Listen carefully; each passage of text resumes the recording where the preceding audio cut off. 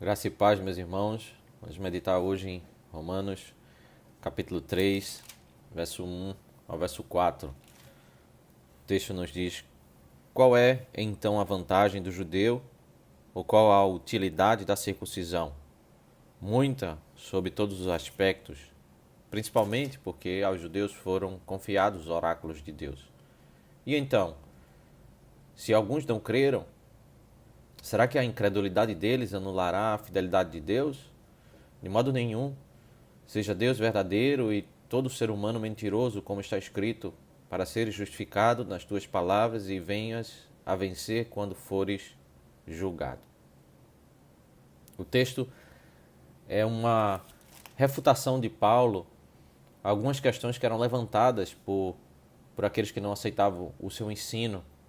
Porque no capítulo 1 ele desenvolveu sobre a depravação dos gentios. No capítulo 2, sobre a depravação dos judeus. E em particular, no final do capítulo 2, ele fala sobre a circuncisão e como a circuncisão ela não é suficiente para salvar. O judeu não poderia olhar para a circuncisão como garantia da sua salvação, porque se a circuncisão havia sobre uma pessoa e ela não era cumpridora da lei, essa pessoa estava debaixo de condenação e não tinha nenhuma garantia de vida eterna.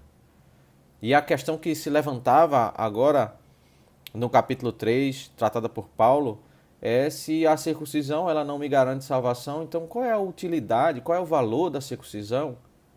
Alguns questionamentos são levantados e dentre esses questionamentos, diante de Paulo, eles diziam que Paulo queria argumentar que todas as alianças, tudo aquilo que foi instituído por Deus para os judeus no Antigo Testamento era sem valor.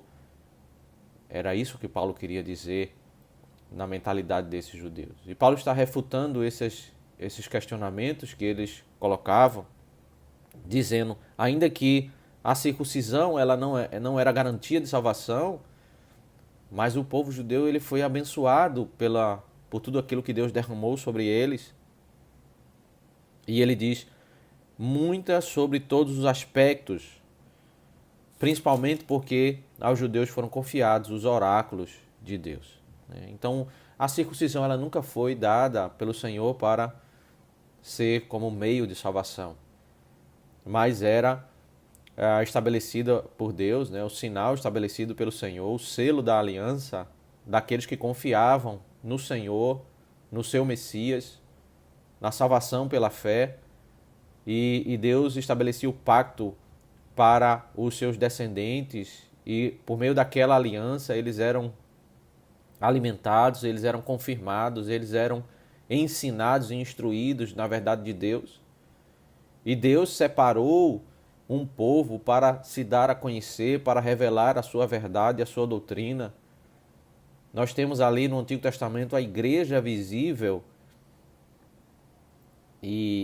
no meio dessa igreja visível, assim como nos dias de hoje, existem pessoas que verdadeiramente creem no Senhor e pessoas que não creem no Senhor.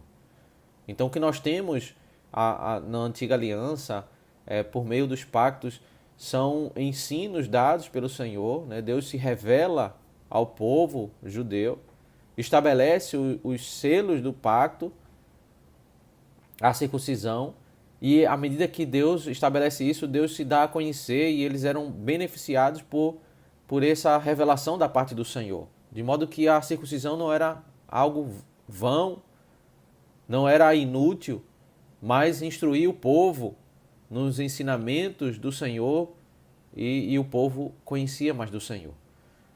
Mas há um segundo questionamento que eles levantam no verso 3, quando eles dizem, e então, se alguns não creram, será que a incredulidade deles anulará a fidelidade de Deus?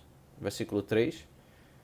Uma das questões levantadas pelos judeus era que o que provava que o ensino de Paulo e o cristianismo era falso era que a grande maioria dos judeus não haviam crido. Mas Paulo começa a refutar isso, dizendo que ainda que Deus estabeleceu, derramou da sua palavra, da sua verdade, da sua revelação ao povo judeu, mas ainda que a maioria deles foi incrédula, a verdade de Deus permanece. Nós não podemos medir a verdade de Deus, do Senhor, da sua promessa, no modo como as pessoas recepcionam a sua palavra. Ainda que a maioria das pessoas rejeitem a verdade de Deus, a verdade continua estando em Deus.